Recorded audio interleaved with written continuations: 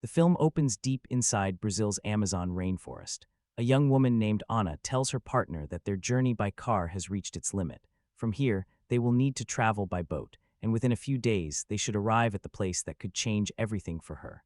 Her companion hesitates, warning that something about the jungle feels off. He senses danger all around them. A sudden noise startles them. Ana pulls back a curtain, only to discover a harmless monkey. Unfazed, she insists on moving forward, convinced that what awaits her is worth the risk. She sets off alone, but two men emerge and begin chasing her. Ana manages to escape using a motorcycle, speeding away through the jungle. The men pursue her on a small raft, but their escape turns tragic when a massive anaconda attacks, capsizing the raft and crushing one of them to death. Cut to Doug, a wedding videographer who secretly dreams of making horror films. He enjoys adding spooky elements to his work, but his clients want nothing but traditional wedding videos. When Doug tries to push his creative ideas, the couple threatens to hire someone else if he can't stick to their vision. Meanwhile, Griff is a struggling actor who finally lands a small role as an extra after years of rejection. Determined to stand out, he experiments with accents and exaggerated movements on set. The director repeatedly tells him to tone it down, but Griff keeps improvising, which ultimately gets him fired. On his way home, Griff notices a poster for Anaconda, a movie he loved growing up. Soon after, he receives a message from Doug saying that his mother has been bragging about Griff possibly landing a new role and invites him to visit Buffalo. Around the same time, Doug's boss scolds him for constantly trying to inject personal creativity into client projects. He tells Doug that he already has a stable life and shouldn't sabotage it by chasing unrealistic dreams. It's Doug's birthday, but he refuses to celebrate, disappointing his wife, Melchior. When they return home, Doug is shocked to discover a surprise party waiting for him, planned by his son, Charlie. His best friend Kenny is there, and so is Claire, who has taken time off from her law firm to spend the summer. Claire reveals that she's in the middle of a divorce after her husband cheated. Doug is even more stunned to see Griff at the party. Griff raises a toast, reminiscing about how all four of them once dreamed of becoming filmmakers. He then unveils an old tape they made years ago. When played, the footage turns out to be a crude, gory amateur horror film filled with over-the-top acting and profanity. It's also clear from the video that Griff and Claire were romantically involved back then. The group spends the night laughing and reliving their past. The next morning, over breakfast, they talk about their childhood love for Anaconda. That's when Griff drops a bombshell. He claims to have bought the rights to the franchise. Even more shocking, he wants all of them to remake the movie together. Griff and Claire will star, Kenny will handle the camera, and Doug will direct. Doug immediately rejects the idea, pointing out that he has a family and a steady job. Kenny eagerly agrees, while Claire is hesitant but eventually persuaded by Griff. Doug refuses to budge until later that night, when he finds Charlie still watching their old tape. Melchior gently encourages Doug to take a chance and pursue his passion.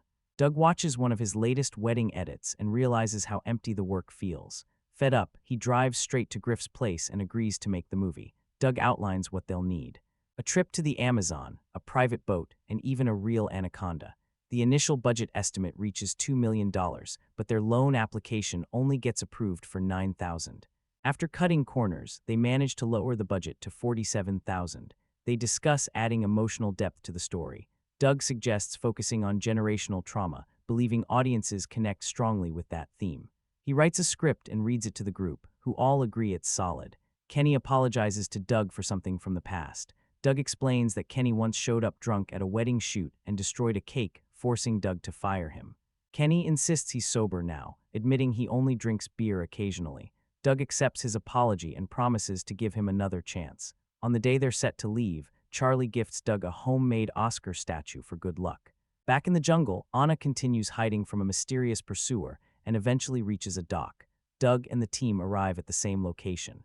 Doug casually explains that anacondas can remain submerged for days, waiting patiently before ambushing and crushing their prey. Suddenly, an eerie stranger appears behind them and confirms Doug's claim, adding that his own grandmother died in exactly that way. Kenny asks the strange man who he is. The man calmly introduces himself as Santiago, their snake handler. He leads the group to meet the anaconda.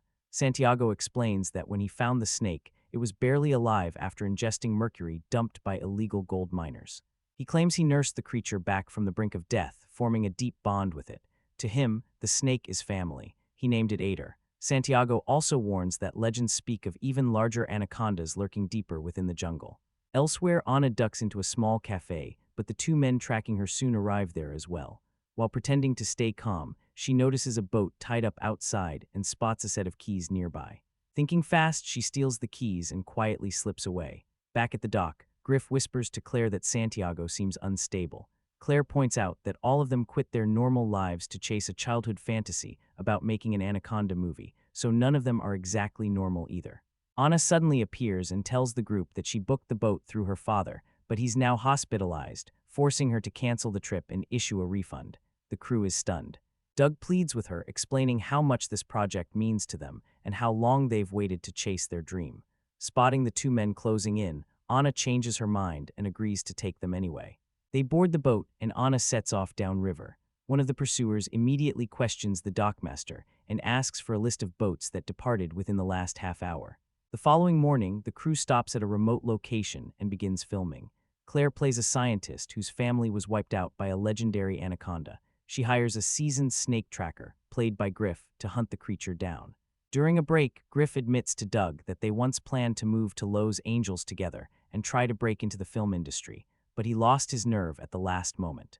Santiago continues assisting the shoot, offering realistic tips about snake behavior and movement. It's revealed that Griff and Claire dated in high school, and their lingering chemistry is obvious. They flirt constantly and seem drawn to each other. Griff says this trip feels like the happiest moment of his life and wishes they had reunited sooner. That evening, everyone sits down for dinner. Griff proposes a change to the script. Instead of the villain having a redemption moment, Claire's character should headbutt him at the end. Claire is unimpressed, but the others laugh and support the idea. Griff demonstrates the move. Doug insists he can do it better and tries his own version. Claire then steps in and proves she can outperform both of them. The moment turns into playful competition and joking around, much to Anna's annoyance. Late that night, while everyone sleeps, the snake escapes its enclosure. It silently slithers toward Griff, who nearly panics, only to realize the snake is hunting a bird. The next morning, Griff confronts Kenny about hiring a handler without proper credentials. Santiago insists the escape was a simple mistake and claims he has repaired the crate. He assures them that Ader responds only to him and that there is no danger. Anna studies her map, trying to calculate how much farther she must travel to reach her real destination. Filming resumes, this time involving close interaction with the snake. Griff is visibly terrified and struggles to perform. He asks Doug to stop, but Doug refuses, insisting that everything is under control. They try again. The snake inches closer. Griff panics and begs for the scene to be cut, but Doug, fully absorbed in directing, doesn't react. In sheer terror, Griff kicks the snake overboard. The animal falls directly into the spinning propeller and is violently torn apart. Santiago collapses in shock. Kenny breaks down in tears. Griff angrily insists the snake was about to kill him. Santiago explodes, screaming that Griff has murdered his child. Santiago demands Griff leave. Doug agrees, saying separation is for the best. Santiago later performs a funeral ritual for Ader, cremating what remains of the snake. Elsewhere, one of the pursuing men contacts his employer, reporting that he has located Anna's boat. While standing near the water, he senses movement. He looks but sees nothing. Moments later, a massive anaconda drags him beneath the surface. Griff attempts to apologize to Santiago, but Santiago is still furious and orders him away. Griff says he understands grief, revealing he has lost someone important too. He offers Santiago a beer, which Santiago washes down with his medication. Santiago begins to calm. Griff opens up about his career, explaining that after 4 seasons on a TV show, he was fired over something trivial. Santiago tells him he deserves better and calls him a star. Santiago suggests finishing the movie could revive Griff's career. He promises to find another snake and asks Griff to accompany him. They head into the swamp. Every sound terrifies Griff, and he admits this was a terrible idea. Santiago claims he can sense a snake nearby. They feel vibrations in the water and move closer, unaware that an enormous anaconda is already stalking them. Griff loses sight of Santiago. Instead of searching, he panics and runs back toward the boat. Santiago lights a flare, announcing himself, but the giant anaconda suddenly coils around him and drags him underwater. Griff rushes back to Doug and explains what happened. Trying to convince himself everything is fine, Griff says Santiago is experienced and probably okay. He suggests waiting a couple of hours before organizing a search. Kenny later finds Santiago's medication and pockets it without thinking. After time passes, Claire and Doug agree they can't wait any longer and decide they must go look for Santiago. Kenny is completely out of his mind, rambling incoherently under the influence. Doug realizes they're wasting precious time and pushes everyone to move. They trek deeper into the jungle and come across a rusted, abandoned van. At the same time, one of the pursuing men boards Anna's boat and finds it deserted. He orders his crew to fan out into the forest and search for her. The film crew cautiously climbs inside the van. Suddenly, they hear a slow, wet sliding sound scraping against the metal. Moments later, Santiago's lifeless body is dumped onto the ground in front of them. Panic spreads. From the shadows, the massive anaconda reveals itself for the first time. Anna screams for them to start the van before the snake crushes it. Griff tries turning the key, but the engine won't respond.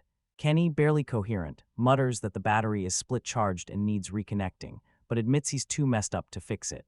Doug explodes, accusing Kenny of screwing things up again. With no other option, Doug pops the hood and works on the wiring himself. After a tense few seconds, he manages to reconnect the battery. Griff turns the ignition. The engine roars to life just as the anaconda lunges. They peel away at full speed, Doug barely making it back inside before the door slams shut. Not long after, a group of bikers begins chasing them. Kenny suggests stopping to ask for help, but Anna desperately tells them to keep driving. She explains that the men are illegal miners who control parts of the jungle, and anyone who wanders into their territory disappears. Anna finds a gun inside the van. As the bikers close in, she calmly leans out and shoots them one by one, knocking each rider off their bike. They eventually reach the dock in their boat, but instead of boarding, Anna suddenly tries to leave. Before they can react, a man steps out and holds them at gunpoint, demanding to know where Anna is. Claire pretends she has no idea what he's talking about. Anna sneaks up behind him and knocks him unconscious. They rush onto the boat and escape. Once they're safe, Anna studies her map and explains that there's a small airstrip about a day away by river. She offers to take them there so they can get home safely. Doug agrees and announces that the movie is over. Griff is crushed, but Doug insists that they all have families and no film is worth dying for. After arguing, Griff reluctantly accepts reality. That night, Doug sits alone, scribbling in his notebook. Suddenly, inspiration strikes. The next morning, Doug gathers everyone for an emergency meeting. He pitches a new version of the movie. Instead of focusing solely on the snake, the couple will encounter a mysterious warrior who exposes illegal gold miners. The team will then join forces with this warrior to take down the real villains. Griff loves the idea, calling it Oscar-worthy. Everyone agrees to continue filming. Kenny volunteers to play the warrior, but Doug chooses Anna instead. Anna delivers an intense, commanding performance that completely impresses Doug. Griff begins to feel sidelined, complaining that the story now revolves too much around Anna and makes their characters feel pointless.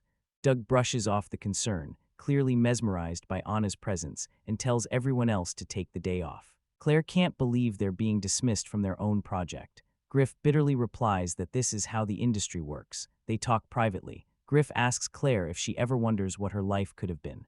Claire says she does, but at least Griff chased his dreams instead of settling like she did. Griff snaps back that chasing dreams hasn't exactly brought him success. The next morning, Doug tries calling Griff, but Griff refuses to come out. He says he won't shoot anymore because Anna has hijacked the project. He mocks Doug's wedding business, but their argument is interrupted by the sight of another boat approaching. Doug asks what they're doing. A woman on the boat says they've officially purchased the rights to Anaconda and are preparing a reboot. Everyone stares at Griff. Griff fumbles, claiming he didn't realize the legal details. Doug finally loses his temper, accusing Griff of lying to manipulate them into coming. Griff snaps back that if he'd told the truth, none of them would have shown up. He brings up how Doug once promised to move to Los Angeles with him, but bailated at the last moment. Doug has heard enough and fires Griff on the spot. Furious and hurt, Griff jumps onto a speedboat and speeds off. Claire begs him to stop. Griff says he's going to find the real movie crew and warn them about the snake. Claire warns him there's an actual monster in the river, but Griff ignores her. After traveling for a long time, Griff reaches the other production's camp, only to find it destroyed. He calls out for survivors. A terrified woman stumbles out of the trees screaming. Griff tries to reassure her, promising to save her. Before he can move, the giant anaconda bursts out and swallows her whole. Horrified, Griff flees back toward his boat. Back with the group, Anna announces she's found the next filming location. Kenny insists they can't continue without Griff and need to go after him. Without warning, Anna pulls out a gun and orders everyone off the boat. They're stunned but obey. Soon, one of the armed men joins them and escorts them deeper into the jungle. Griff returns to the boat and finds it empty. He notices a strange speedboat nearby and spots a sniper inside. Meanwhile, Anna leads the group to a hidden clearing and forces them to retrieve heavy sacks. She orders them to carry the bags back toward the boat. Doug asks what's inside. Anna tells him to look. Doug opens one sack and finds it filled with gold. The truth clicks: Anna is an illegal gold smuggler. Suddenly, the armed man steps forward and holds Anna at gunpoint. She drops her weapon. He reveals that Anna runs one of the largest gold smuggling operations in Brazil. He tosses her handcuffs and orders her to put them on. From a distance, Griff sees the man and assumes he's the villain. Griff shoots him in the leg, striking a heroic pose as he rushes forward. The group screams that the man is actually a police officer trying to save them. Anna quickly grabs the fallen gun and turns it on the group. The wounded officer makes one final attempt to stop Anna, but she shoots him without hesitation. She immediately turns her gun on Claire and prepares to pull the trigger. Claire reacts fast. She grabs the sniper rifle and slams it into Anna with a powerful headbutt, knocking her back. Claire aims the weapon at Anna, but Anna smirks, knowing Claire isn't capable of killing her. Anna lunges forward to fight back, only to be suddenly seized and swallowed whole by the massive anaconda. Stunned, the group drops to the ground, desperately trying to figure out what to do next. Moments later, Doug screams in pain. A tarantula has bitten him. He panics, and Kenny insists the venom needs to be neutralized by urinating on the wound. Griff says he physically can't go. Claire refuses to undress in front of everyone. That leaves Kenny, who admits he's terrified of peeing in public. Doug tells Kenny this is his chance to redeem himself after all the mistakes he's made. With encouragement from the group, Kenny finally pushes past his fear and relieves himself on Doug's bite. They move forward once again. As they walk, Doug admits that he's always envied Griff for having the courage to chase his dreams. Before Griff can respond, the anaconda bursts out of the foliage and snatches Doug, dragging him into the jungle. Griff insists they have to save him, but Claire argues that staying will only get them all killed. Griff breaks down, blaming himself for everything. Claire reminds him that they all chose to come, and none of this is solely his fault. Kenny claims he knows a possible escape route, but points out the terrain is too open, making them vulnerable from every direction. Claire suggests they create a distraction. Suddenly, they hear movement nearby. Griff stumbles upon Doug's body lying beside a wild boar. Kenny checks Doug's pulse and sadly declares him dead. Then Kenny gets an idea. They can use Doug's body as bait. If the snake goes for him, it'll be occupied long enough for the rest of them to escape. With heavy hearts, they agree. They tie Doug's body in an open clearing. Kenny stuffs a dead squirrel into Doug's mouth, claiming it will attract the snake faster. The group runs, the anaconda slithers after them. Griff turns back for one last look at his friend, and Doug suddenly gasps. He isn't dead. Kenny misread the pulse. They scream at Doug to run as the anaconda charges. Doug sprints for his life. Chaos erupts when the wild boar also comes charging through the clearing. The anaconda diverts and devours the pig instead. Using the distraction, the group escapes into the trees. Breathing hard, Griff admits he was wrong about everything. He just wanted to reconnect with his friends. Doug admits the same. Doug then angrily asks who put a dead squirrel in his mouth. Kenny tries to pretend it was a group decision, but Doug knows better. They eventually reach the other production's campsite, only to find it destroyed. Griff picks up a walkie-talkie and hears static, then a faint voice. Before they can respond, a smaller snake lunges at them and is shot dead. A man steps out of the darkness firing his weapon, its ice cube. He explains that his crew was attacked by the giant snake, but he managed to escape. He assures them that Jennifer and Eric are alive. Ice Cube mentions that his team had been setting up explosives for special effects before everything went wrong. Doug realizes they could use the explosives to kill the anaconda. Kenny says he knows how to operate the system. Ice Cube announces he's going to try to find Lopez. Before leaving, Kenny asks for a photo, which Ice Cube actually agrees to. He also hands them a gun. They put together a plan. Griff will handle the detonator. Claire will power up the generators. Kenny will monitor the system. Doug will drive a golf cart to lure the snake toward the explosives. The plan goes into motion. Doug floors the cart as the anaconda barrels after him. Suddenly, Kenny loses the signal. They scramble to find the correct switch. The snake closes in. Griff presses the detonator. Nothing happens. Kenny notices a cable is loose and quickly reconnects it. The explosives ignite, setting the anaconda ablaze. They cheer until the burning snake keeps moving. The golf cart gets stuck in thick mud. They abandon it and run. They reach a dead end. The snake approaches. Griff steps forward, raises his gun, and fires at nearby gasoline barrels. A massive explosion erupts, tearing the anaconda apart. Everyone exhales in relief until the severed head lunges toward Griff. Doug leaps in front of him and stabs the creature through the skull using the homemade Oscar statue Charlie gave him. The anaconda is finally dead. The survivors walk away together. Later, their finished movie is screened in their hometown to thunderous applause. Griff and Claire begin dating and eventually marry. Doug films their wedding. Griff is offered his old television role back. Kenny conquers his fear of public urination. One day, Doug hears a knock at his door. He opens it to find Jennifer Lopez. She tells him she watched their little movie and loved it. She wants Doug to write and direct a new Anaconda reboot. Far away in the jungle, Santiago suddenly wakes up and screams, he's still alive. Analysis: what if your favorite childhood monster movie wasn't just remade, but reimagined as a twisted joke about remakes themselves? What if a group of ordinary people decided to recreate a cult classic, only to discover that the nightmare they're trying to film is very real?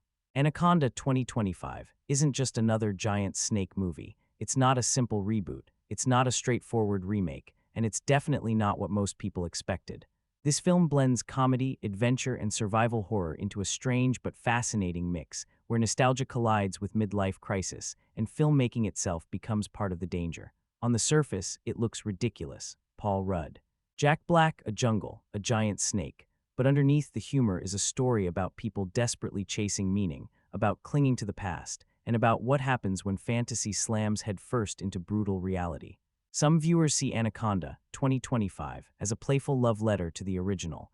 Others see it as a chaotic experiment that either works brilliantly or completely collapses. So today, we're diving deep into everything: the story, the themes, the hidden meanings, the ending, the callbacks, and whether this strange remake deserves your time. Because whether you love it, hate it, or don't know what to think, Anaconda 2025 is one of the most unusual creature films in recent years. And by the end of this video, you'll know exactly what kind of monster this movie truly is. Released in 2025, Anaconda arrives with a mission that instantly separates it from most remakes. Instead of simply retelling the story, this film asks a bold question. What if people tried to remake Anaconda inside an Anaconda movie? Directed by Tom Gormican, the film stars Paul Rudd and Jack Black as two lifelong friends stuck in the uncomfortable space between who they were and who they've become. They're not heroes, they're not explorers, they're not trained survivalists, they're ordinary men chasing an impossible dream. Alongside them is an ensemble cast that includes Tandu Newton, Steve Zahn, Daniela Melchior, and Selton Mello, characters who each bring their own motivations, frustrations, and emotional baggage into the jungle. The story is set deep within the Amazon rainforest, a place that has long symbolized mystery, danger, and humanity's insignificance against nature. But unlike traditional creature features, the premise isn't. People go into jungle, monster hunts them. Instead, a group of friends travel into the rainforest to make a low-budget remake of the original Anaconda film, hoping to recapture the excitement of their youth, hoping to prove they still matter, hoping that creating something big will somehow fix what feels broken inside them. No spoilers, no plot twists. Just this: what begins as a ridiculous filmmaking adventure slowly transforms into a genuine survival nightmare. Because while they're pretending to make a monster movie, something in the jungle isn't pretending. And once reality takes over, there are no retakes, no second takes, no safety nets, only instinct, fear, and the terrifying realization that they've wandered into a story far more dangerous than the one they planned to tell at first glance. Anaconda 2025 looks like a comedy. Jokes, absurd situations, self-aware humor, but that's only the outer skin. Beneath it, this movie is operating on three different genre layers at the same time. First, it's a comedy. Not slapstick for the sake of noise, but awkward, uncomfortable humor rooted in human insecurity. These characters aren't funny because they're clever. They're funny because they're desperate. Second, it's an adventure film. A journey into an environment that doesn't care about dreams, talent, or nostalgia. The jungle isn't a backdrop. It's an obstacle, a pressure cooker, a slow test of endurance. And third, it becomes survival horror, not jump scare driven. Not gore obsessed, but tension based, built around anticipation, uncertainty, and the feeling that something massive is out there, watching, waiting. But the most important layer of the film isn't genre, it's theme. At its core, Anaconda 2025 is about people stuck in the past. Adults who peaked emotionally decades ago, who still define themselves by who they used to be, who believe recreating an old memory will somehow restore meaning to their lives. The movie quietly explores midlife dissatisfaction, fear of irrelevance, the terror of realizing time doesn't stop. The snake isn't just a monster, it's a metaphor, a physical embodiment of reality closing in. The more the characters avoid confronting their real problems, the closer the danger gets. Emotionally, the film walks a tightrope. It wants you to laugh, then feel uneasy. Then slowly realize you're watching a comedy about people who are genuinely lost. The target audience isn't only horror fans, it isn't only comedy lovers. It's aimed at anyone who has ever wondered, is this all my life is going to be? Because beneath the jokes, beneath the snake, beneath the chaos, Anaconda 2025 is really a story about identity.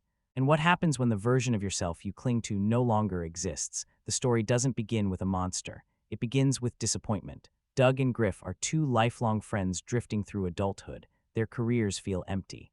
Their ambitions feel distant. Their younger, fearless selves feel like strangers. They spend their days talking about the past, about the movie they loved, about how things used to feel, about who they thought they were going to become.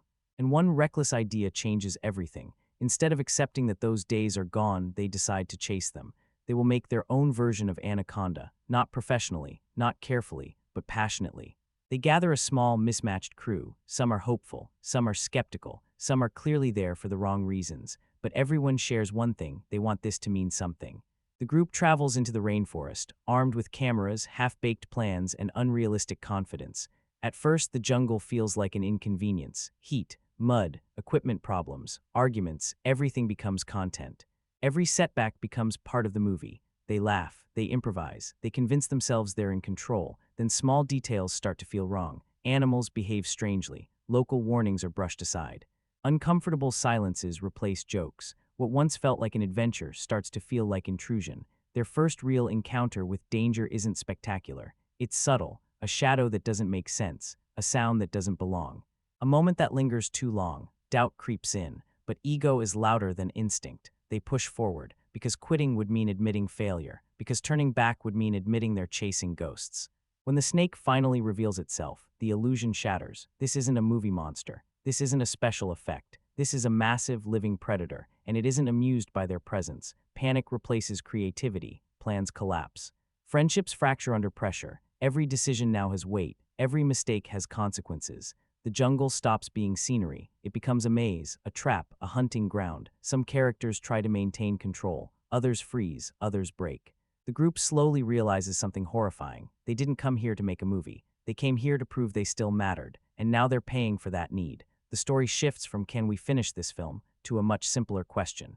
Can we survive? What follows is a desperate struggle between humans who barely understand themselves and a creature perfectly designed to kill. No hero speeches, no grand strategies.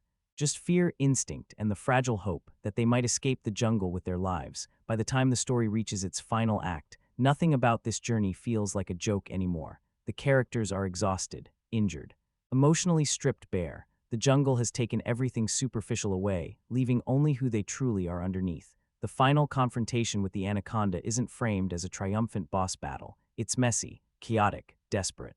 There's no master plan, no perfectly executed strategy, just people reacting, improvising, making split-second choices based on survival instinct. And that's the point, because this movie was never about killing the monster.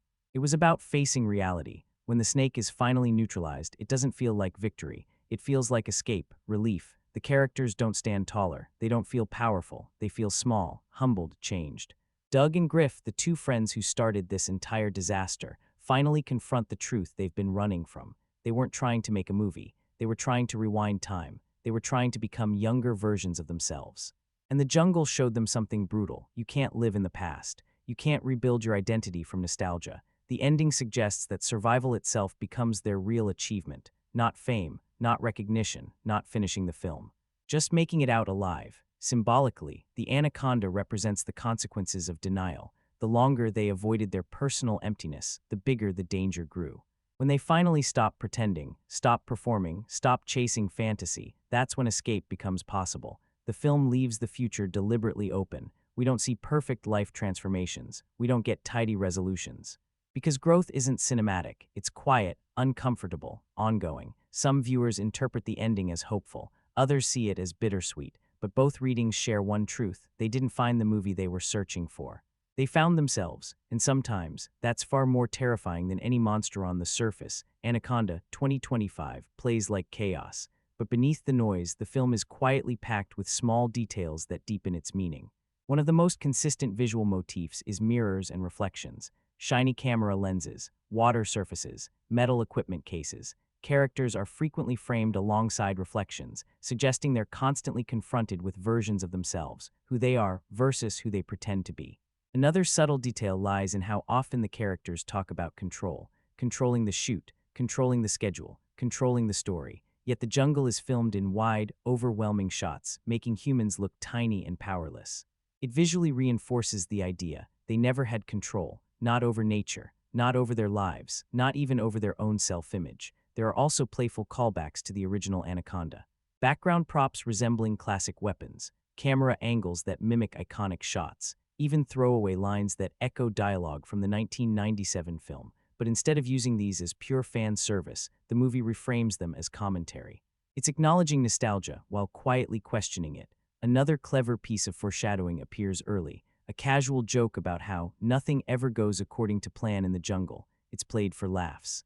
But structurally, that sentence becomes the entire movie. Sound design also carries meaning. Before the snake is ever seen, low-frequency rumbles appear beneath the soundtrack, almost subconscious. You don't notice them at first.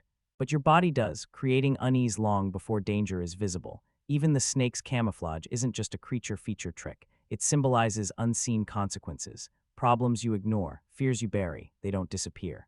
They blend into your environment until they're too close to escape. One of the most telling hidden details, the group's filming equipment slowly breaks and disappears. By the final act, almost nothing remains, visually suggesting their movie dream has been stripped away. All that's left is survival and truth. These details turn Anaconda 2025 from simple monster entertainment into a layered story about denial, identity, and collapse.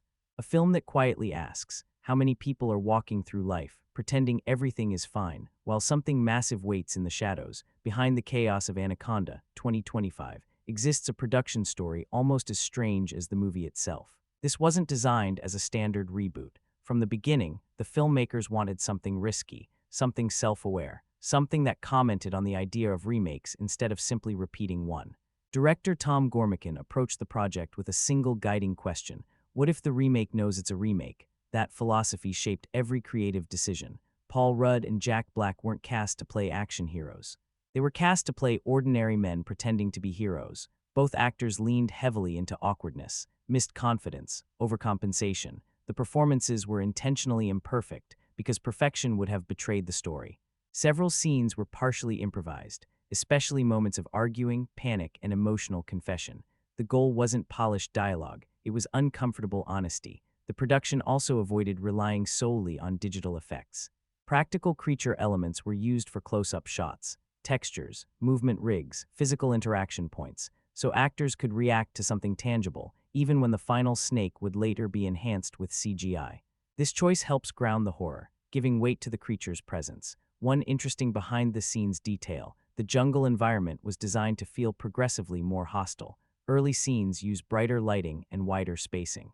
Later scenes grow darker, more cluttered, more claustrophobic, visually reflecting the group's mental collapse. There were reportedly deleted sequences that leaned even harder into absurd comedy, including extended fake movie scenes where the characters attempt to act inside their own film.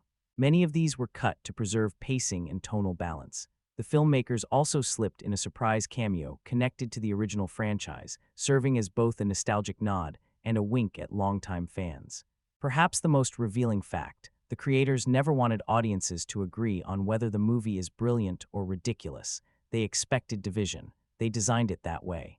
Because the film itself is about people chasing something questionable for reasons they barely understand. In that sense, the movie's existence mirrors its story: a risky idea, a nostalgic impulse, a creative gamble. Just like the characters, the film jumps, not knowing exactly how it will land. To understand Anaconda 2025, you have to look at what it's standing beside and what it's deliberately standing away from. The original Anaconda 1997 was a straightforward creature thriller: simple structure, serious tone. A group enters the jungle, a monster hunts them, survival becomes the only goal. The 2025 version takes that skeleton and bends it. Instead of fearless explorers, we get insecure dreamers. Instead of professional hunters, we get people pretending to be filmmakers. Instead of pure terror, we get discomfort layered with humor. Where the original wanted you to fear the snake, the new version wants you to question the humans. In many ways, Anaconda 2025 shares more DNA with films like Tropic Thunder, where a movie about making a movie becomes the real story. Or The Cabin in the Woods, which disguises meta-commentary inside genre packaging. But it's very different from traditional creature features like The Meg Lake Placid Deep Blue Sea. Those films lean into spectacle, bigger teeth, bigger explosions, bigger body counts. Anaconda 2025 leans into discomfort, awkwardness, emotional exposure, where some creature movies ask, how cool is the monster? This one quietly asks, why are these people here at all? Compared to modern horror comedies, it sits somewhere between absurd and melancholic, not as fast-paced as Shaun of the Dead, not as satirical as Scream, not as brutal as Evil Dead. It occupies an uncomfortable middle space, and that's intentional. In terms of what it does better, it attempts something unusual. It gives its characters inner lives. It refuses to treat nostalgia as sacred. In terms of what it does worse, it sacrifices momentum. It risks tonal confusion. It demands patience. So whether someone prefers the 1997 film or the 2025 version depends on what they want. If they want straightforward monster action, the original still wins. If they want a strange, self-aware experiment, the remake offers something different, not safer, not cleaner. But braver when Anaconda 2025 reached audiences, the reaction wasn't unified. It fractured. Some viewers walked out surprised. Others walked out confused. A smaller group walked out genuinely impressed. Because this isn't the kind of movie that quietly blends into the background. It demands a reaction. Supporters praised its ambition. They appreciated that it didn't simply copy the original. They enjoyed the performances, the awkward humor, the willingness to look ridiculous in service of something stranger. Many described it as refreshing, a creature film that actually tries to say something. Critics, however, were more divided. Some admired the concept, but felt the execution struggled.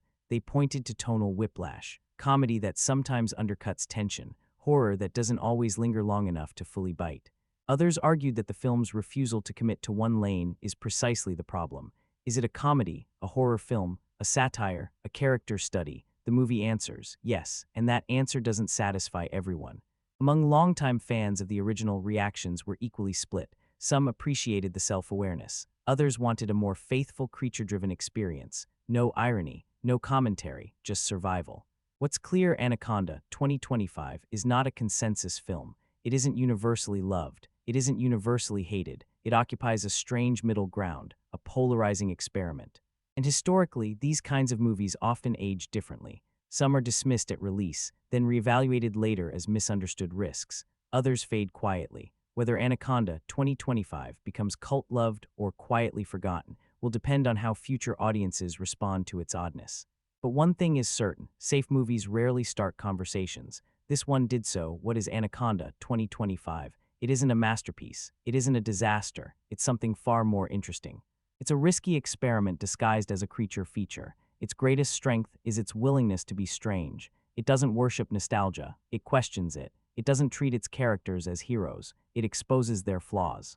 It allows them to be insecure, selfish, confused, human. The performances carry much of the film's weight, especially the central duo. They make these broken, awkward men feel real, even when the situations become absurd. The film also deserves credit for attempting depth inside a genre that rarely chases it.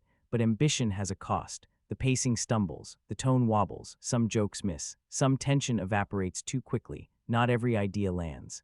And the movie knows it. This isn't a film designed to please everyone. It's designed to challenge expectations. So, who should watch Anaconda 2025? If you want a serious monster thriller, this probably isn't your movie. If you want mindless spectacle, you may feel disappointed. But if you're open to genre-bending stories, meta-storytelling, movies that try something weird, this one is worth your time, because even when it fails while reaching. And that matters. Anaconda 2025 may not give you the monster movie you expect, but it might give you a movie you didn't know you were willing to accept. And sometimes, that's the most interesting kind of surprise. REVIEWS. Doug McAllister, Jack Black, once dreamed of becoming a filmmaker, but life took him in a different direction. Instead of directing feature films, he now shoots wedding videos in Buffalo. As a kid, Doug spent his time making goofy homemade movies with his closest friends, Ronald Griffin Jr., Paul Rudd, Kenny Trent, Steve Zahn, and Claire Simons, Tandio Newton. Years later, the group has drifted into less-than-ideal adult lives. Griff is barely scraping by as an actor in Hollywood. Doug feels stuck, and everyone seems quietly disappointed with how things turned out. During a surprise birthday visit, Griff drops a bombshell. He claims to have acquired the rights to the 1997 cult classic Anaconda and pitches the idea of making their own sequel. What follows is a strange but affectionate satire that lands somewhere between a goofy industry spoof and a heartfelt ode to creative friendship. It flirts with the kind of self-aware absurdity seen in films like Tropic Thunder, but with a softer, more nostalgic core. Paul Rudd being funny is hardly a revelation, and Jack Black doing comedy is expected, but here, Black brings a bit more humanity than usual. He still leans into his trademark energy, yet there's a sincerity beneath the chaos. Thandie Newton intentionally exaggerates her performance in a way that suits the meta-comedy, while Steve Zahn feels slightly underused. It's easy to imagine him spiraling into even funnier territory with more screen time.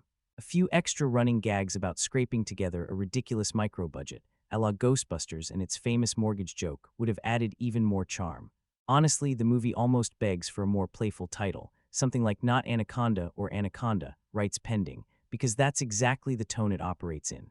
The humor works best when the film embraces pure stupidity. The sillier it becomes, the harder it lands. Watching Black and Rudd bounce off each other is inherently entertaining, and the ensemble chemistry does most of the heavy lifting. That said, I can't deny a small sense of letdown, especially considering the director's previous work. I was hoping for something sharper or more inventive. Instead, what we get is a knowingly dumb comedy that plays things fairly safe. If you walk in expecting clever satire, you may be underwhelmed. If you show up ready for a ridiculous, self-aware adventure, you'll probably have a good time. The story unfolds exactly how you'd expect. It pokes fun at reboots, remakes, and Hollywood's obsession with nostalgia, but rarely digs deeper than surface-level commentary. The plot itself is simple and predictable, though that seems intentional. What keeps it afloat is the cast. Rudd, Black, Zahn, and Newton form a likable group, and even the oversized CGI snake. Yes, its big fits the intentionally cheesy vibe. Going in, I had mixed feelings. No one was exactly clamoring for another Anaconda-related project, and the idea of revisiting it felt unnecessary. Still, Paul Rudd's involvement convinced me to give it a fair shot. The result? A mildly amusing, occasionally clever, but ultimately disposable experience.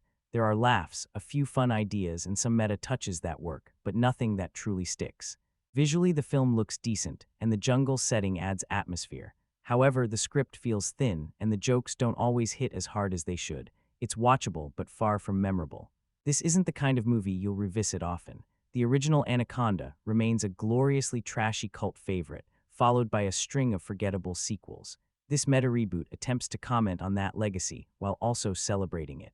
It partially succeeds, mostly thanks to the charm of its performers. In the end, my advice is simple: don't expect too much. If you're in the mood for a silly, self-referential comedy powered by likable actors, you could certainly do worse.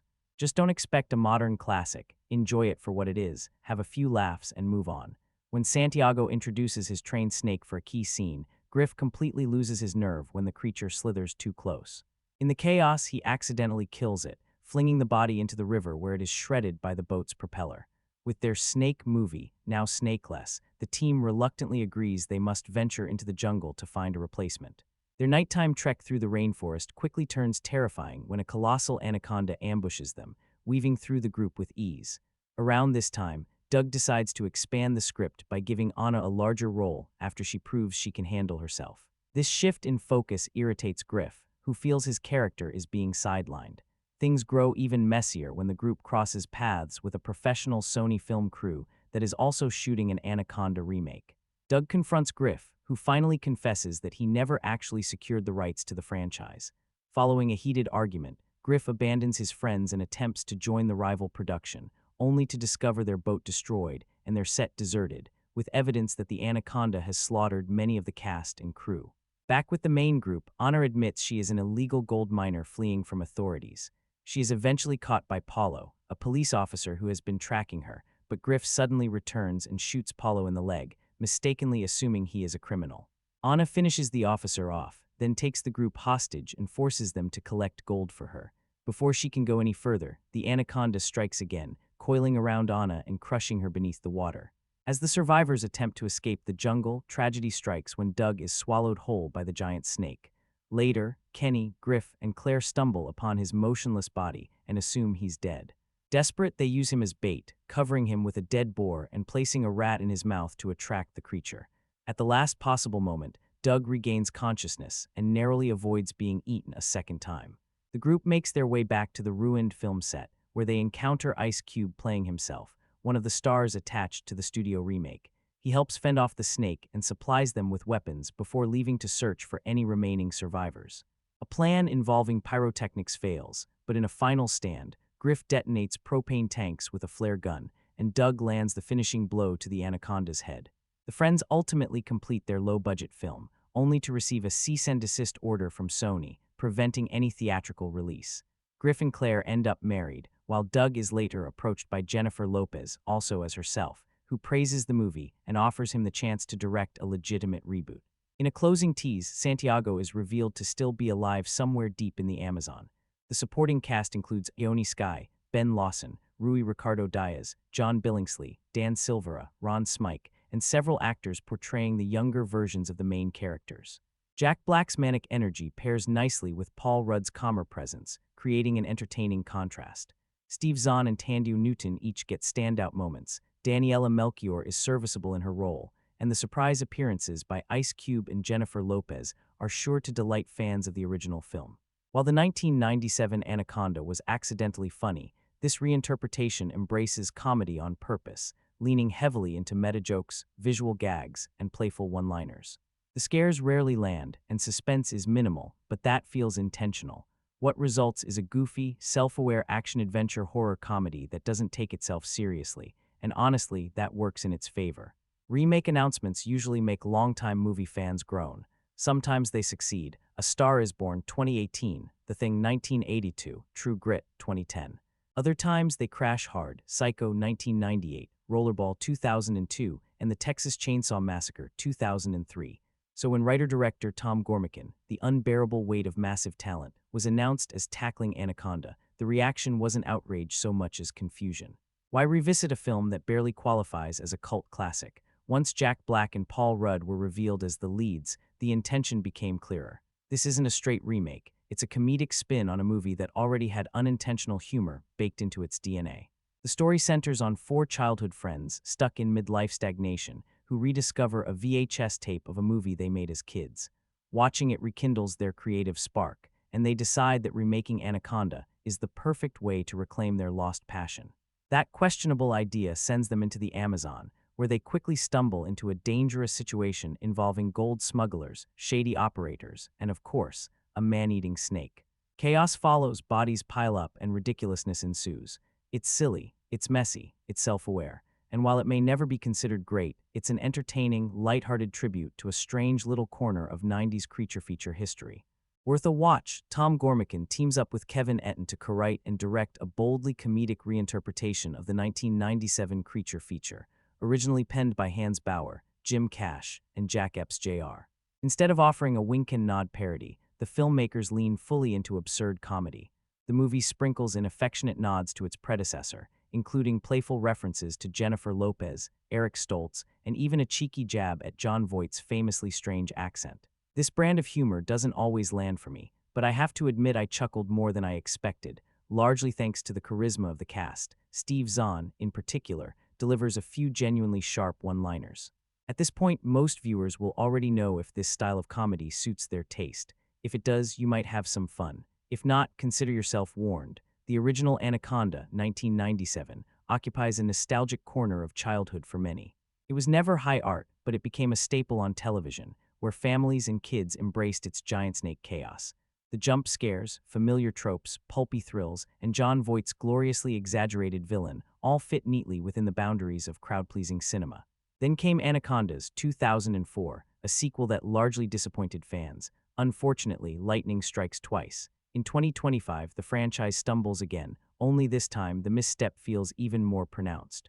The new film, headlined by Paul Rudd and Jack Black, presents itself as a meta reboot, but the execution is weak. The humor is thin, the tone overly silly, the visuals cheap, and the overall approach strangely immature. It plays less like a clever reinvention and more like a chaotic spoof that doesn't understand why the original worked. In spirit, it feels like the tease Marcon of the Anaconda series. The story centers on four longtime friends: Doug Jack Black, Griff Paul Rudd, Kenny Steve Zahn, and Claire Tandy Newton. Griff claims he owns the rights to Anaconda and convinces the group to remake the movie themselves. With none of them particularly thriving in life, they see this as a last-ditch opportunity and travel to the Amazon to shoot their project. Along the way, they meet Daniela Melchior, the daughter of a boat operator, who joins the crew and is quickly positioned as the central figure, quietly pushing Griff and Claire into the background. Predictably, things go wrong. Their prop snake goes missing, and soon enough, a very real and very massive anaconda appears. Survival becomes the real objective. This version of Anaconda isn't exactly a sequel or a traditional remake. It's a self-aware comedy packed with callbacks, genre jokes, and references to other horror classics like the Texas Chainsaw Massacre. Characters even discuss the 1997 film the same way modern fans might. On paper, this sounds clever. In practice, the jokes rarely land. What starts as playful satire quickly devolves into juvenile nonsense.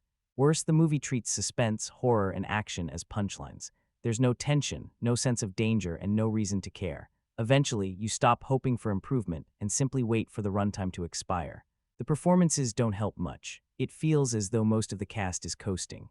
Paul Rudd's non-stop chatterbox routine and Jack Black's louder, more confident persona keep things mildly watchable, but neither actor reaches their comedic potential. Tandu Newton is fine, Steve Zahn does the bare minimum, and Daniela Melchior leaves little impression. Selton Mello is serviceable in his limited screen time.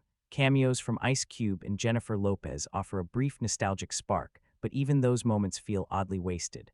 From a technical standpoint, the film is passable. With a reported budget around $45 million, it looks acceptable, though hardly impressive. Nigel Bluck's cinematography occasionally suffers from shaky camera work, but mostly gets the job done. At roughly 100 minutes, the pacing moves along briskly, thanks to editing by Craig Alpert and Gregory Plotkin. Unfortunately, none of this can compensate for the grating screenplay and uninspired dialogue. The production design is decent, the score forgettable, and Gormican's direction feels uncertain. Some cult favorites are better left alone. If you're going to revisit them, you should at least approach them with care and respect. This film does neither. I never imagined I'd see Anaconda dragged through this much cinematic nonsense. Anaconda 2025 marks the sixth entry in the franchise and functions as a meta reboot following a group of friends attempting to recreate a beloved movie from their youth, only to encounter real danger in the jungle. I went in optimistic because of the cast and creative team, expecting a breezy turn-your-brain-off experience. Instead, I walked away feeling mostly indifferent. One genuine positive is the core concept. The early setup works reasonably well and briefly evokes a modernized Tropic Thunder vibe. The idea of characters openly acknowledging that they're participating in a reboot is interesting and initially feels fresh. Sadly, the film never builds on that promise. I really enjoyed the ensemble here, especially Paul Rudd, Jack Black, Steve Zahn, Tandu Newton, and Daniela Melchior as this oddball group of longtime friends trying to make a movie together. Rudd and Black, in particular, have solid on-screen rapport as childhood buddies who reunite with dreams of creating their own Anaconda reboot. Their back and forth feels natural, and much of the humor lands nicely. The snake itself is also convincing, whether achieved through practical effects or CGI, and the nods to cast members from the 1997 film are a fun bonus for longtime fans. That said, there are some noticeable shortcomings. Even though the setup is promising, the film rarely pushes its concept in interesting directions and instead coasts along familiar beats. Strangely, there are stretches where the pacing drags, which is not something you'd expect from a movie about people being hunted by a giant snake. While it's advertised as a horror comedy, the emphasis leans heavily toward jokes, leaving the horror elements feeling undercooked and occasionally toothless. Some comedic moments also fall flat, and at times it feels like the performers are being held back from fully cutting loose. There's also a strange sense that the movie lacks a strong authorial voice. It doesn't really feel like a passion project driven by a filmmaker with a clear vision, but more like a studio-shaped product that has been sanded down to avoid risks. Because of that, Anaconda 2025 ends up as an okay genre mashup that gets a few things right, yet ultimately feels disappointing.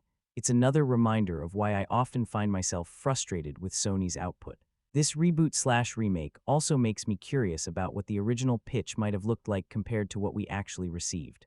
I didn't actively dislike the film. It's too mild to inspire that level of reaction, but it's also not sharp or clever enough to truly stand out.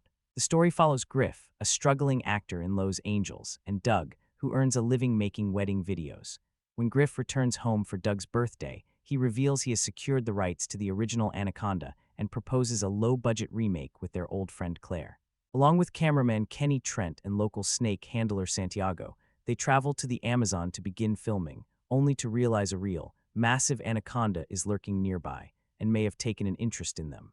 On paper, it sounds like a great premise. In execution, it feels oddly muted. Some of this may stem from territory that Jack Black has explored before, whether parodying low-budget filmmaking or playing overzealous creatives.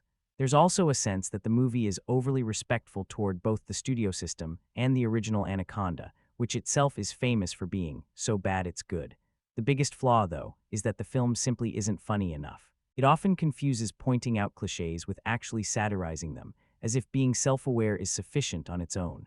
A subplot involving Daniela Melchior's character, Anna, the mysterious boat captain who's also fleeing armed pursuers, feels especially underdeveloped. She doesn't get enough meaningful screen time before things spiral into chaos, which makes her storyline feel half-formed. The cameos are pleasant, but they mostly amount to brief appearances rather than fully realized comedic moments. By the end, I'm left unsure whether a sharper, more daring script existed at some earlier stage and was gradually watered down, or whether the concept alone was expected to carry the film. Either way, the final product is underwhelming, even if it never becomes outright terrible. Where Anaconda, 2025, does succeed is in recognizing why the original film developed a cult following and attempting to refine that appeal.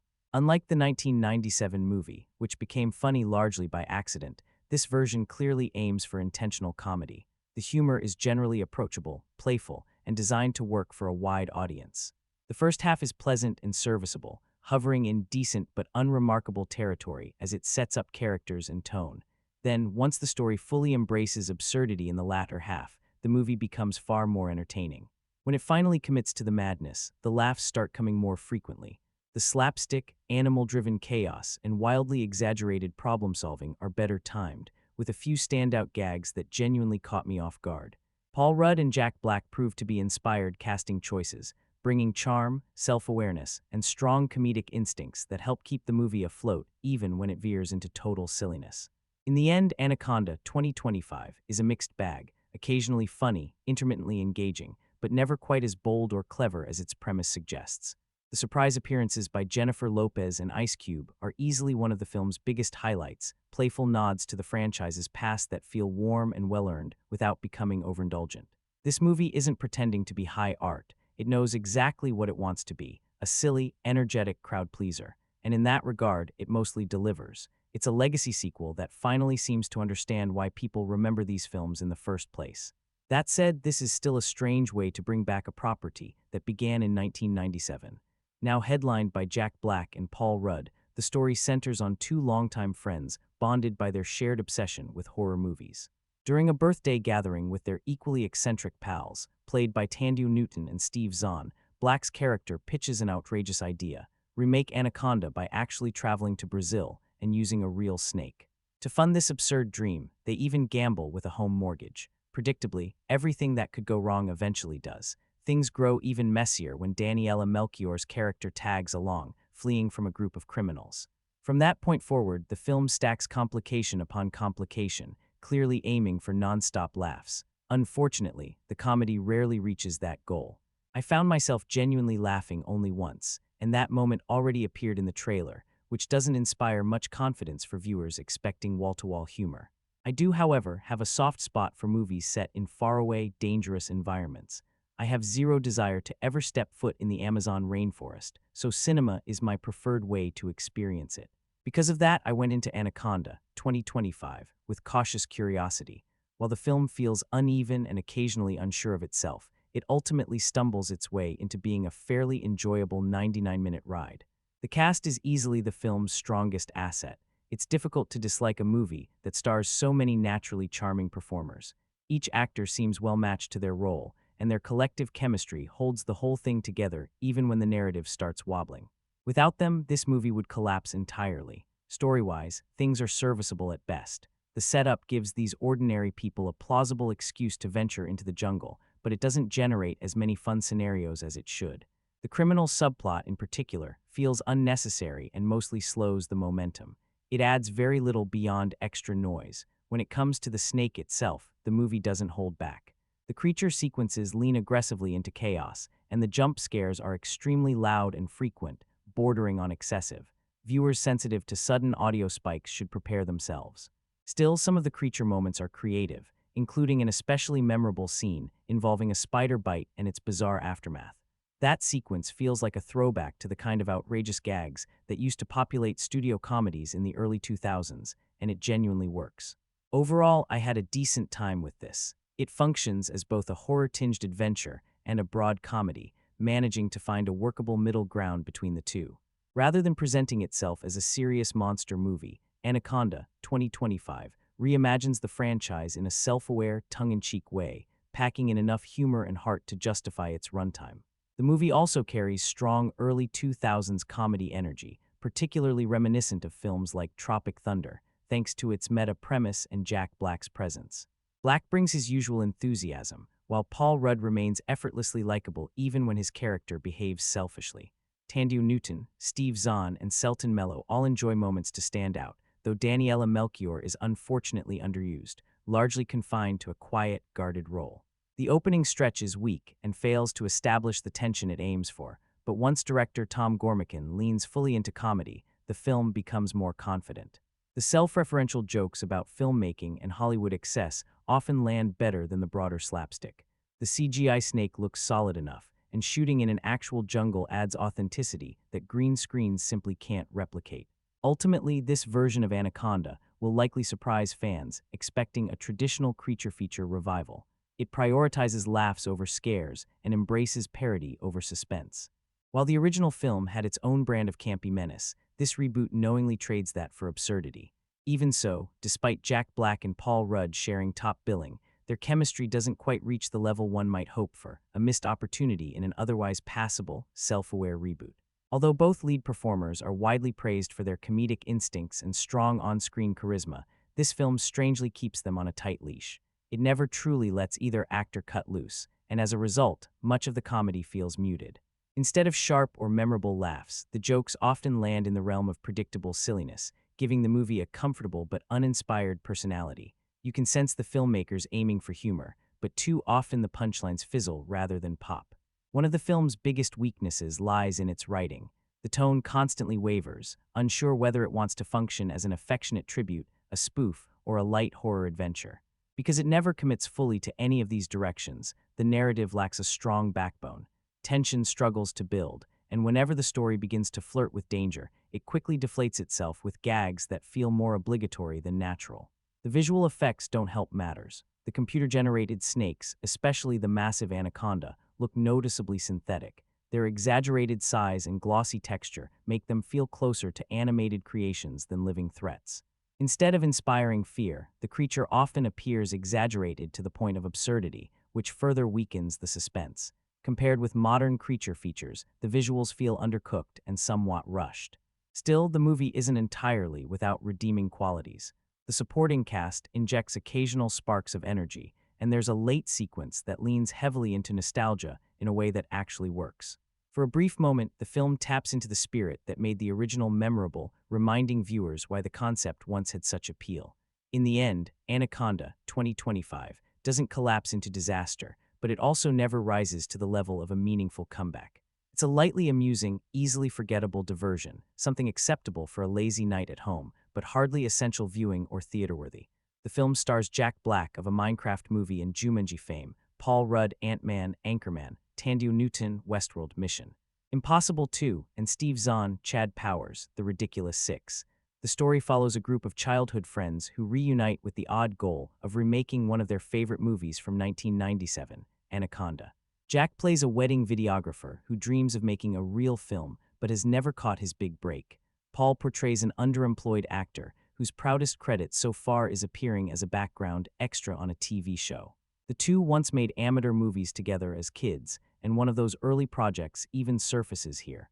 Paul claims to have access to the rights for Anaconda and convinces Jack to take the director's chair.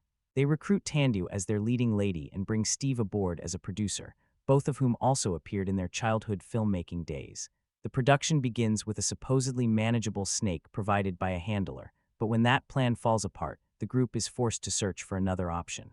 Their hunt leads them deep into the jungle, where they quickly realize they've wandered into a far more dangerous situation than anticipated. Running alongside this plot is a secondary storyline involving criminals searching for hidden gold, as well as surprise appearances from two actors connected to the original Anaconda near the final stretch. The movie operates as a self-aware, tongue-in-cheek riff on Misfits, attempting to recreate a cult favorite on almost no budget. It even throws in cameos from Ice Cube and Jennifer Lopez for extra meta flavor. The crew heads into the Amazon hoping to craft their own version of Anaconda, only for chaos to strike early when their initial snake is accidentally killed. Meanwhile, their riverboat captain seems to have shady figures on his trail. Eventually, a colossal anaconda surfaces, attacking with little mercy. A few action beats stand out, particularly a sequence involving a campervan assault and another chase through a film set with a golf cart. Along the way, secrets come to light, and it becomes clear that not everyone is being honest. The humor can feel forced at times, and the runtime might have benefited from trimming a short chunk. The film is directed by Tom Gormican, who co-wrote the screenplay with Kevin Etten. When I first heard about the project, I was disappointed. As a fan of the 1997 original, I had hoped for a more straightforward remake. Still, my appreciation for Jack Black, Paul Rudd, and Steve Zahn convinced me to approach it with an open mind. What I found was a slightly above-average comedy adventure. It isn't great, and it certainly isn't franchise-defining, but it offers a few laughs and some light entertainment. I wouldn't really call this a remake, nor does it feel like a true continuation of the series. It's better viewed as a playful side experiment that borrows the name and concept. This film plays less like a straight remake and more like a playful riff on the 1997 cult favorite. The cast commits to their roles, but thin character arcs, and a story that never truly centers on them, leave the whole experience feeling scattered. It's as if the movie can't quite decide whether it wants to stand on its own as a reboot or lean fully into parody territory. Clocking in at around 92 minutes, the runtime feels appropriate on paper, though it still overstays its welcome just a bit. The pacing is mostly serviceable, but certain sections feel stretched longer than necessary. That said, there's a steady stream of action, a handful of genuine laughs, and a fun surprise cameo from Ice Cube that longtime fans of the original will appreciate. The movie finds a decent rhythm balancing comedy and action, even if the horror elements are noticeably dialed down. The closing moments land nicely, and while it isn't a serious reimagining of the franchise, it's watchable enough. Ideally, we'll eventually get a proper remake that treats the concept with more sincerity. For now, this one lands somewhere in the pleasantly average zone.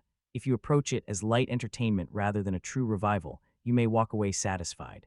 Big studios love corporate satire these days, and this feels like Sony's attempt to jump into that trend with a self-aware spin on a famously pulpy monster movie. On paper, a cast featuring Paul Rudd, Jack Black, Steve Zahn, Thandie Newton, and Daniela Melchior sounds like comedy gold, but the film never quite sustains comedic momentum. There are scattered highlights. A homemade monster movie sequence from childhood, a silly boar-bait gag, a cheeky nod to Alien, and a few unsurprising cameos. Unfortunately, the connective tissue between these moments is fairly bland. When you've got this level of comedic talent, the jokes should be consistently landing, and too often they don't. The CGI Anaconda is serviceable but uninspired, charging through scenery with the subtlety of a rampaging dinosaur. There's also a gold mining storyline that feels underdeveloped and largely unnecessary. Still, the final stretch is entertaining enough to leave a reasonably positive impression. The story follows Doug, Griff, Kenny, and Claire, childhood friends who bonded over movies. Doug once dreamed of directing but now films weddings, while Griff struggles to find steady acting work. When Griff claims he has secured the rights to Anaconda, the group heads to Brazil to shoot what they envision as a spiritual successor. They bring along Santiago, a supposed snake expert, and cross paths with Ana, who is hiding from illegal miners. Unbeknownst to them, a massive anaconda is already terrorizing the jungle they plan to use as their set. Their attempt to make a movie quickly turns into a fight for survival.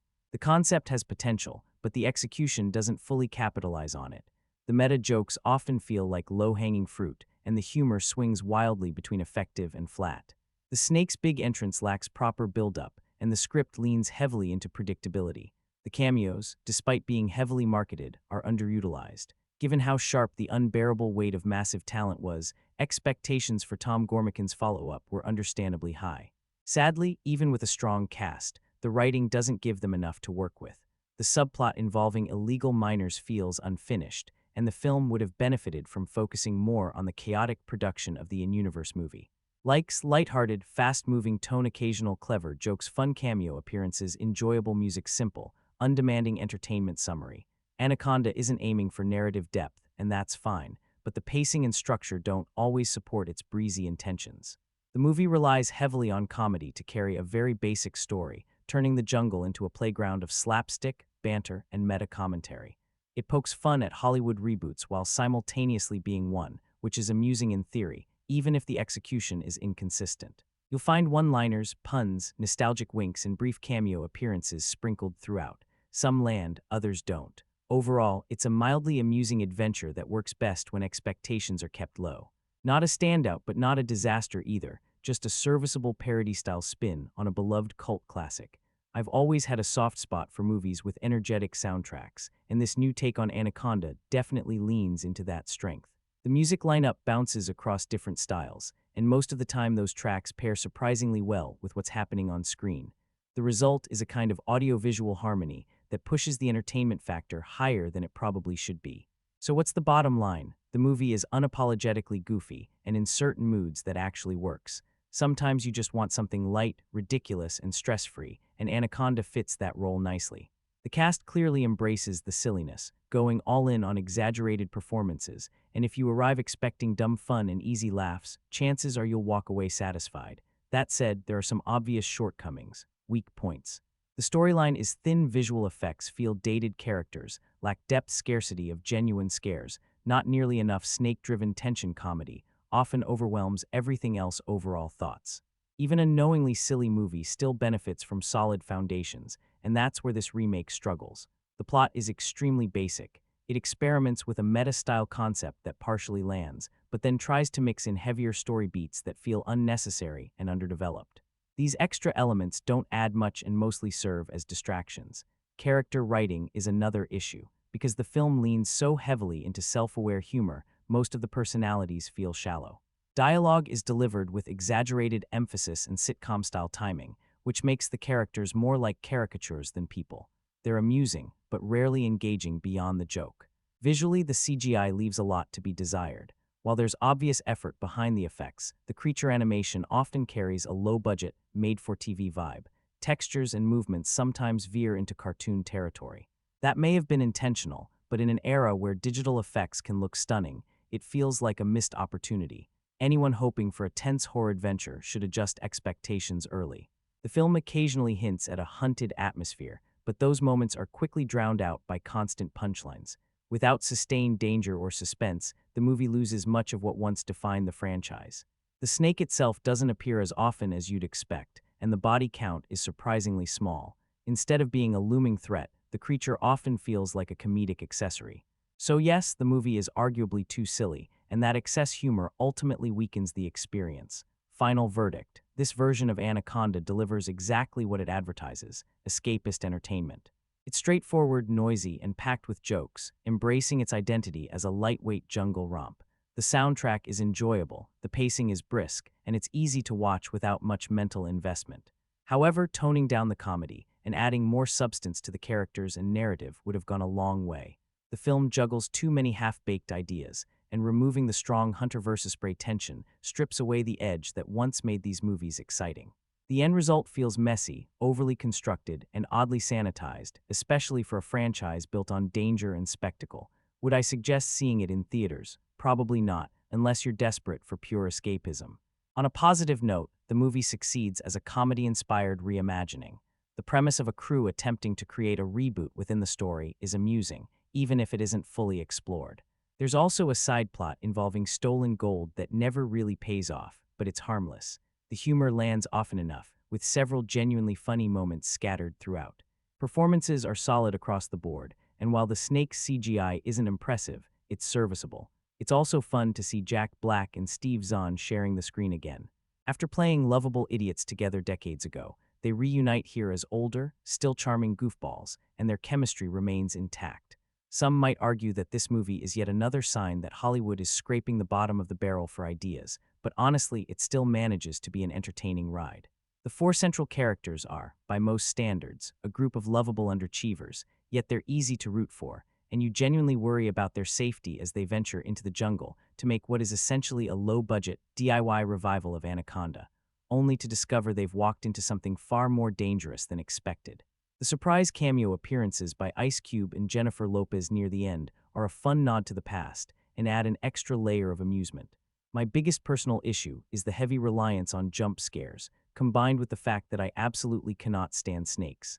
Still, I went in with fairly modest expectations. A self-aware reboot of Anaconda was never going to redefine the genre, so it makes sense that this version lands roughly in the same territory as the original, just approached from a more openly comedic angle. Instead of leaning into accidental silliness, the film embraces intentional humor. It has a lively, chaotic energy that, while sometimes stretched thin, often masks its slower moments with big, exaggerated jokes that hit hard and fast. Director Tom Gormican handles the material competently, navigating muddy waters and dense jungle environments at a steady pace. Much of the film's momentum, however, comes from its cast. Jack Black and Paul Rudd are reliably entertaining, bringing their familiar comedic rhythms and charm to their roles. This new take on Anaconda doesn't reinvent creature feature cinema, and at times it feels like the whole production could wander off course, but it ultimately delivers exactly what it advertises. Goofy fun, over-the-top set pieces, well-chosen music drops, knowingly cheesy snake effects, and a light layer of self-awareness. And honestly, I still want a full release of The Quatch on Blu-ray. That fictional movie within the movie sounds like a masterpiece in its own right. This reboot reimagines the 1997 film as a comedy rather than a straight horror story. Tom Gormican directs, co-writes, and produces, following up on his work from The Unbearable Weight of Massive Talent. Paul Rudd plays Ronald Griffin Jr., a struggling actor who never quite broke into leading man status and survives on minor supporting roles. His former creative partner, Doug McAllister, Jack Black, once dreamed of directing big movies but now makes wedding videos for a living. As teenagers, they used to shoot silly homemade films together, and Ronald becomes convinced that reviving their old Anaconda fan project could be their big chance. Along with a small group of friends, they head into the Amazon, confident they can pull off a shoestring-budget reboot using a handful of stunts and clever tricks. That plan quickly collapses when they encounter a real anaconda, and their goofy passion project turns into a legitimate fight for survival. The creators clearly aim to transform the original monster movie into a comedy-first experience. That tonal shift may be difficult for some viewers, especially fans who remember the original films as straight-faced thrillers, even if they weren't particularly good. The later sequels already flirted with unintentional humor, but this version goes all in on comedy, pushing horror elements into the background. Unfortunately, the humor itself feels unfocused. The movie juggles parody, meta-jokes, and outright spoofing without committing to a single style, which can make the experience feel scattered rather than consistently funny. The narrative also suffers from this looseness.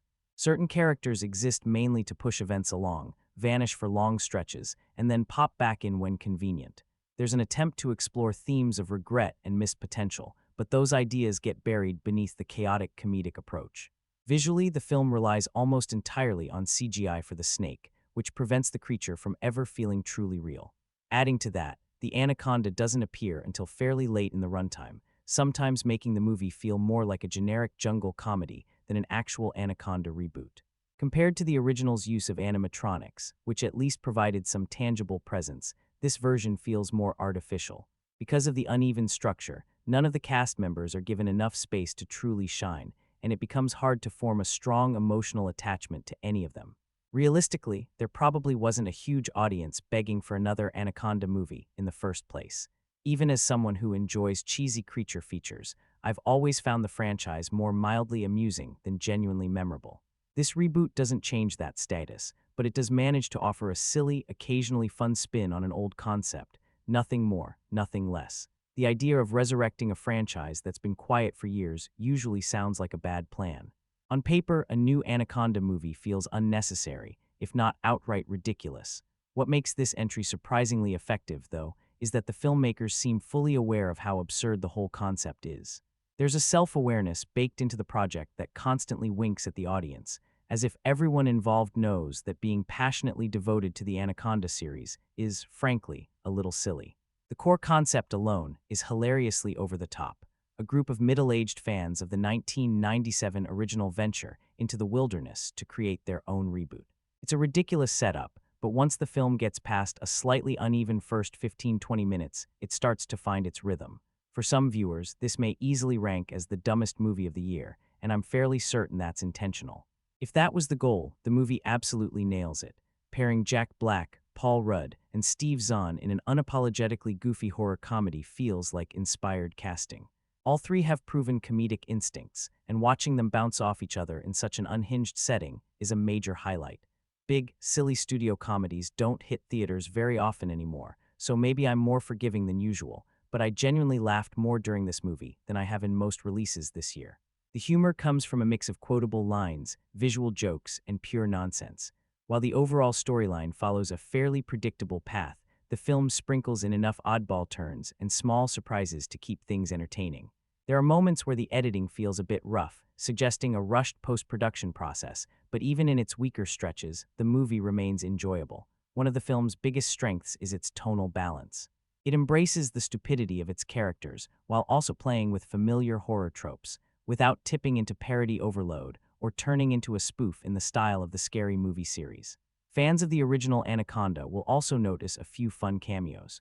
And yes, sticking around for the credits is worth it, as some of the best jokes are tucked away at the very end. Is this a good movie in a traditional critical sense? Probably not, but it is wildly entertaining. In a year packed with safer, more formulaic releases, this oddball Anaconda stands out as one of the more memorable cinematic experiences of 2025. It's strangely compelling, a comedy within a franchise that was never meant to be comedic, simultaneously dumb and oddly clever. It's meta in a way that suggests the filmmakers don't fully respect the source material, yet still find something amusing in playing with it. At times, it even looks like a high-budget Sci-Fi Channel production, and somehow that adds to its charm. I watched this with friends in the theater, and that setting absolutely enhanced the experience. The movie thrives on shared laughter, awkward silences, and collective "what did we just watch?" reactions. It's packed with strange, uncomfortable, and darkly funny moments that land precisely because they come out of nowhere. As a comedy, Anaconda throws everything at the wall: dark jokes, absurd scenarios, and bizarre character interactions. The story follows a group of friends attempting to reboot Anaconda, only to stumble into situations that leave them increasingly exposed and vulnerable, something I really appreciated. The unpredictability of certain scenes gives the film extra energy, as events often unfold without much warning, which makes the chaos feel more authentic. The cast is another strong point. Jack Black alone is reason enough to give this movie a chance. He remains one of my favorite comedians, and his presence instantly elevates the material. Paul Rudd brings his usual charm and likability, making his character an essential glue holding the group together. Steve Zahn fits perfectly as a quirky supporting player who rounds out the friend dynamic, while Tandu Newton adds a charismatic edge that helps complete the ensemble. When I first saw the trailer, I was sold on the premise of two washed-up friends, one a failed director, the other a failed actor, trying to reinvent the 1997 Anaconda in the Amazon. I expected a clever, meta spin on the original. What we ultimately get, in my view, is a glimpse into what Jack Black, Paul Rudd, and modern Hollywood consider funny in 2025/2026. It won't work for everyone, but for me, it was chaotic, stupid, and endlessly amusing in the best possible way. Jack Black's brand of humor felt sharp and inspired a couple of decades ago, but these days he mostly seems to recycle an exaggerated version of himself in every role. Paul Rudd, on the other hand, remains naturally likable, though this film, much like some of his recent franchise work, feel like a strong step forward for his career. Hollywood's growing reluctance to gamble on original ideas is painfully obvious here, as studios continue to lean on endless sequels, spin-offs, and nostalgia-driven projects aimed at a shrinking theatrical audience. The storytelling is messy and unevenly assembled, taking nearly an hour before anything truly engaging happens. Comedy is supposed to be a major selling point, yet genuine laughs are rare. I can count only a handful of moments that even earned a mild chuckle. Most of the characters are thinly sketched and defined by a single trait, with the notable exception of Steve Zahn, who easily delivers the most entertaining performance in the film. The surprise appearances feel squandered, the music is forgettable, and the snake itself barely makes a strong impression. Ironically, the creature effects from the original film nearly 3 decades ago were more convincing. At this stage, I find myself increasingly disconnected from mainstream releases. Strangely enough, even something like Anaconda 3, Offspring with David Hasselhoff managed to be more amusing, and that wasn't even trying to be clever. That said, I finally sat down to watch the newest Anaconda featuring Jack Black and Paul Rudd, and here are my honest thoughts. The movie flirts lightly with horror, but mostly positions itself as an action comedy. I expected a much stronger comedic presence given the cast and concept, but instead it delivers occasional humor rather than consistent laughs. Still, there's some enjoyable action, and it occasionally channels the spirit of the 1997 Anaconda with Jennifer Lopez and Ice Cube. Watching Black and Rudd bounce off each other does provide some entertainment, and seeing a massive snake slither around and chomp on unlucky victims has its own guilty pleasure appeal. It's simple fun, even if it's not especially memorable. After the roller coaster that was 2025, audiences might feel tempted to check out this oddball reimagining of Anaconda. While it isn't technically a remake or reboot due to rights limitations, it functions as an original adventure that borrows heavily from the cult favorite's DNA. In truth, it leans more toward parody than reinvention. Jack Black plays Doug McAllister, a man who sees himself as a legendary creative genius, while Paul Rudd portrays Ronald Griffin Jr., a struggling actor who never quite achieved stardom.